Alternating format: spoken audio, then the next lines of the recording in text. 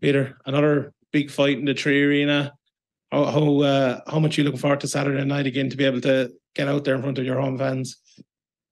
I'm looking forward to actually fighting and having a camp this time and actually training for it.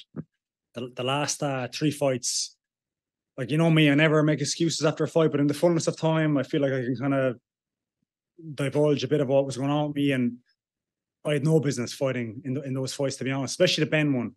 Like, to put that in perspective, I had surgery on my shoulder in March. It tore again in July. I had to go back in and get my bicep cut in half and drilled through my humerus. Is that what's this one? No, is it? Yeah. And stuffed in there. This was in July, and I fought him then August, September.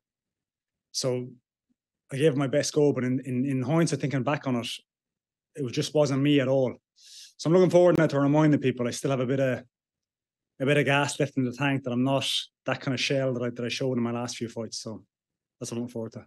What was the reason I suppose, for fighting through that? You know, a lot of people in that situation, they wouldn't even think about fighting. What was your reason for kind of going into those fights?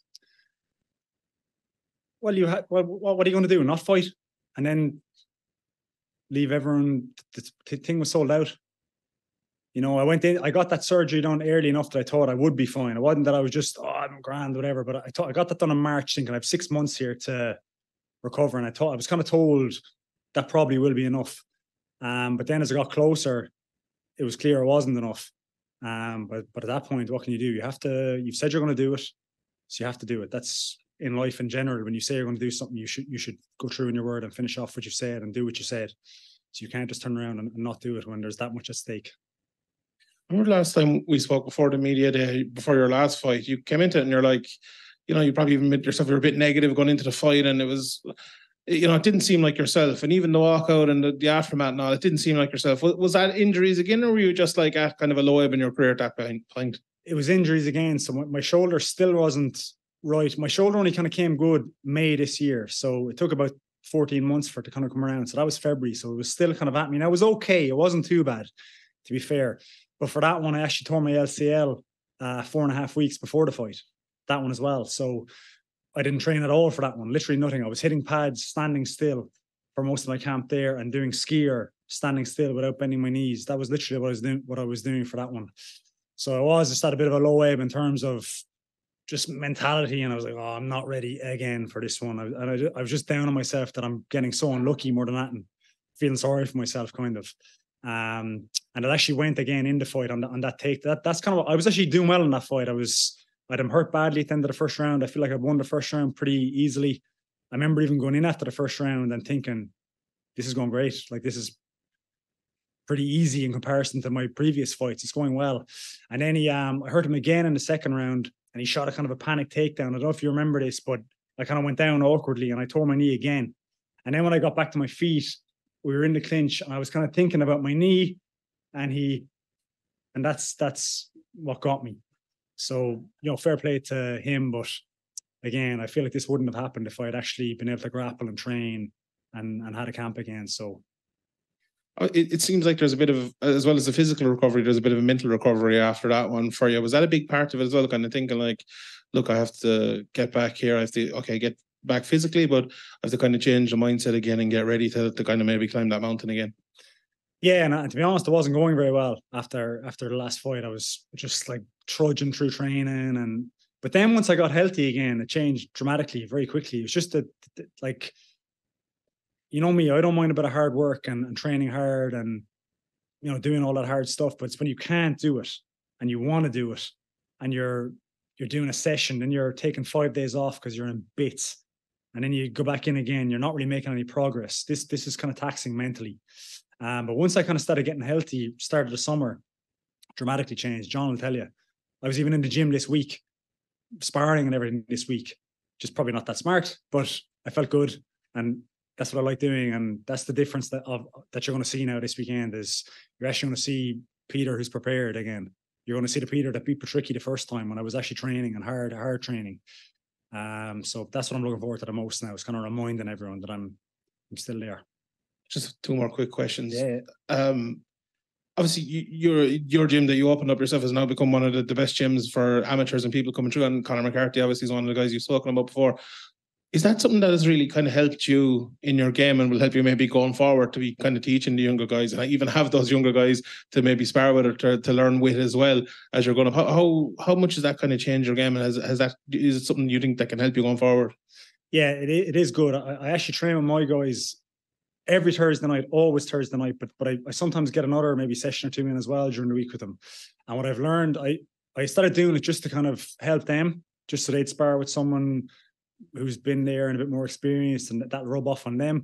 But then what you learn quick is if you want to kind of keep up to date with the new techniques and you train with the kids and you see all this new stuff that's they're trying to do because they're watching, they're where I was 10 years ago, where you're staying up all night watching YouTube videos and that I just don't have the energy for anymore. But they're doing it. So you can kind of steal a bit of that off them. So it is good. I love that Thursday night session. We do a lot of rounds of sparring, nice technical sparring. As you said, I've got some really good young lads in there that have a lot of speed, a lot of hunger, and again, a lot of new tricks that I don't have my finger on the pulse on anymore, but you get it then off them, you know. I want to ask you about Dylan Dennis, because obviously, and I wouldn't normally ask about that, but you're obviously good friends with Dylan. Yes, sorry. We look like there, but yeah. Obviously, like he's involved in, signed to Bellator, but involved in a big boxing match up and coming. What are your thoughts on that? And obviously, you've tweeted a few times about him recently. And my thoughts in terms of whatnot, a lot has gone on with that. Everything. Yeah. But I think he's doing a good. You can say what you want, but he has people interested in it. So I think he doesn't get enough. I always say especially when other fighters kind of moan about him, that he's whatever, he gets opportunities perhaps that he's not that good, or whatever they're saying about him. I said, instead of moaning about him, you could probably learn from him. Like I actually said, I tweeted there recently, I retweeted one of his tweets that he said and what he was saying. And I said, you can say what you want, but he's the best. He's literally the best guy in the world, I think, at promoting his fights. And loads of people messaged back and said, oh, what fights? He never fights. I said, exactly. Like, look, he hasn't fought in 5 years and you're still interested in him. So he's clearly doing something correct. So that's that.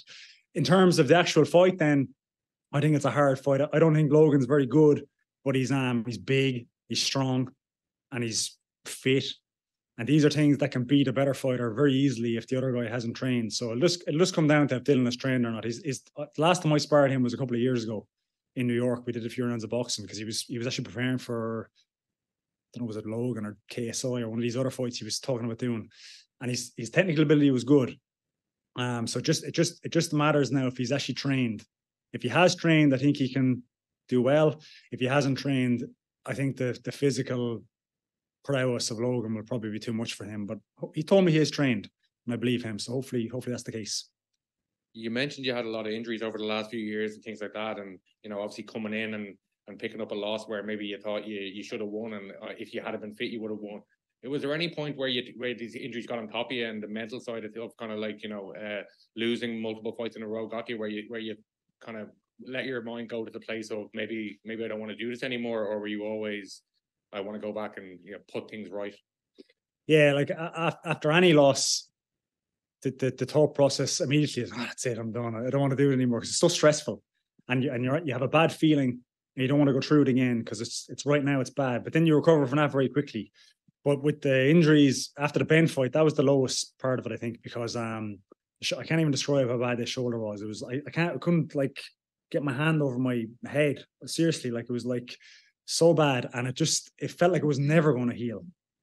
And I thought it wasn't going to heal. I kind of thought I was going to be done just through injury.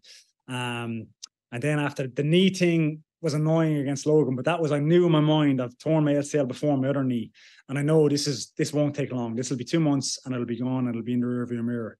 So once the shoulder kind of got like May, I had a big change around in May to if I was to be more succinct about it and just answer your question. Once I got to May and I actually started feeling better on my shoulder, that I could train, I could spar, I could grapple, and I could actually do enjoying things that I enjoy while training, not just pushing prowlers and doing all this kind of disgusting stuff just to try and get yourself in some bit of shape because you can't do anything else.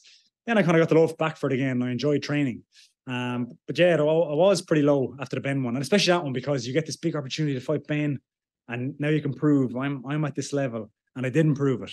I did the opposite actually. I got my ass kicked for 5 rounds, but I know that I'm better than that. And that's what really hurt, is that people don't know that.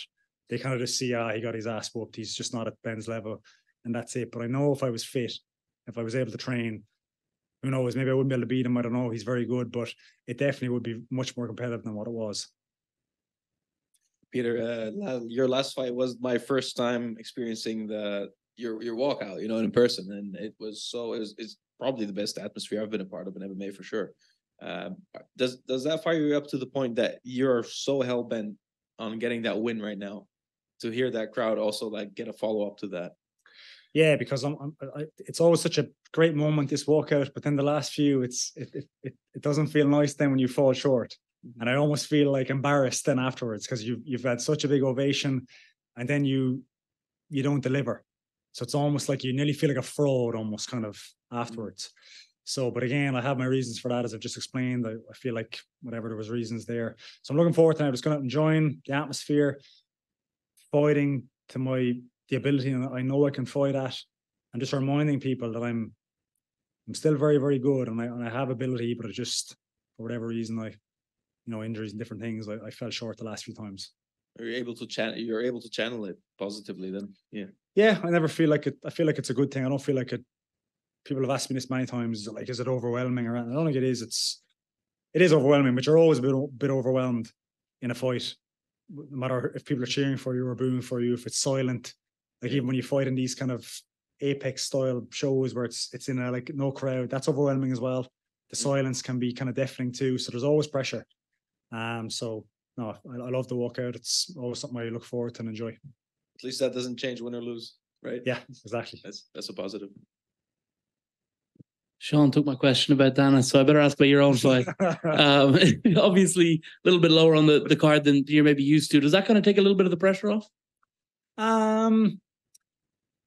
No, to be honest, still pressure. It's not. It's kind of no. I don't know. I don't know how to answer that. I noticed that it was different. It's like, oh well, I'm not co-main event or main event or whatever it is. You're in the prelims now. It's different. And it does feel like it's kind of, what have you done for me lately? You're kind of, see you now, you're back down here again. But it's whatever, it doesn't bother me. There's still going to be pressure. I'm still going to, obviously all the same things have to be done. I still have to win. It doesn't, the crowd will still be there. The arena will still be full. It doesn't change that much really. You were telling me last week that there was a point in the dressing room where, you said to Arda, maybe this might be it, or maybe I might do one more, whatever. Now that you're reinvigorated, or do you still have eyes on, Patricky 3 and maybe even moving back up the ranks and going for the world title again? Yeah, we'll see how it goes. You know what I mean? I do definitely feel reinvigorated. I feel, John will tell you, like, if you bump into him in the hotel during the week and ask me what I'm like in training, I'm back to normal again. I mean, doing what I do, whereas I wasn't. If he was honest, he probably wouldn't. He'd probably protect me and not say that, but I was not. I was a shell of myself the last couple of years in training, to the point where I'm like, oh man, am I too old for this? All these kids are kind of starting to catch up to me and whatever. But then once I got myself right, I was like, no, it's not that. It just wasn't there. So, I am reinvigorated and I'm looking forward to it. I'm really looking forward to this. The injuries, obviously COVID shutting everything down and everything. Like even before all of these last few fights, you had an injury in, I think it was 2019 when you were going to fight Terry Brazier. Like it's been a up and down kind of a 4 years. Once you get back now on Saturday night, is the aim of the game with Bellator or wherever, are you going to be saying like activity is most important for me? Not activity, but like I would like to be active. I'd like to fight 2-3 times a year, but I'm at a stage now where that's enough for me, to be honest. 2 or 3 fights. I don't really want to be doing 4 and 5 fights like I was earlier in my career. So in terms of that, that the kind of schedule I have now of 2 fights, maybe 3 is fine for me. That's what I'm kind of been used to the last while. And not to get too ahead of myself. And then that's where you put yourself in trouble now. You try and push it too hard and you get all these injuries again. So I'm going to be a bit more sensible with my body now as well. And try and just train hard, but give myself a little bit of a break when I need it, and don't be kind of pedal to the metal all the time, which is what I used to be. Just for whatever reason, you just psychologically, you just do that. I don't even think it's beneficial. You just have to do it. You just have to train every day and train twice a day if you can. And it's just how we are. Peter, just want to ask you about your opponent on Saturday night. Obviously, watching him, he's a good striker from the outside, a good wrestler as well. All of his losses obviously have been by a knockout. When you look at him, like, is he the type of guy that you like to fight against? That if you push the pressure on him, the finish is there for you?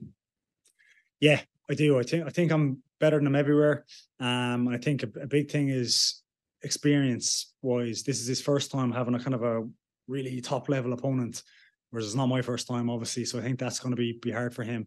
But yeah, I do think I can keep the pressure on him. He doesn't like being pressured. He kind of panics a little bit, I think, when he's pressured. He's good when he's kind of doing the attacking. But I think I can put the pressure on him, and I think I can definitely KO him. I'm expecting to KO him. And just on the song as well, last thing for me, there was a bit of drama over it between your last one and this one. Obviously, Reece McKee walked out to it and you had a bit of a snipe at him and he kind of came back at you. Well, what's your, I suppose, thoughts on that now a few weeks out from it all happening? I regret that. To be honest, all I said was lol. And I don't even, to be honest, what I even meant by that was like, oh, that's kind of my song. You're stealing on me. You thought we were friends. That's literally kind of my thought process. I wasn't trying to have a snipe at him, really. But then because he had a snipe at me, I had to have a snipe at him then, kind of thing. So to be honest, Reece, you're welcome to use it. You did a good job with it. You're a great fighter. Reece knows me. And I told him that. I messaged him actually on the same thread. I said, I've always been a big supporter of you. And he knows that. And I am a big supporter of him. So yeah, I regret that, but whatever. I mean, I don't care. Me and Reece, I'm sure when we see each other, he'll have the same opinion. We're not going to fall out over it. Thank you. Done. Okay, thanks, guys.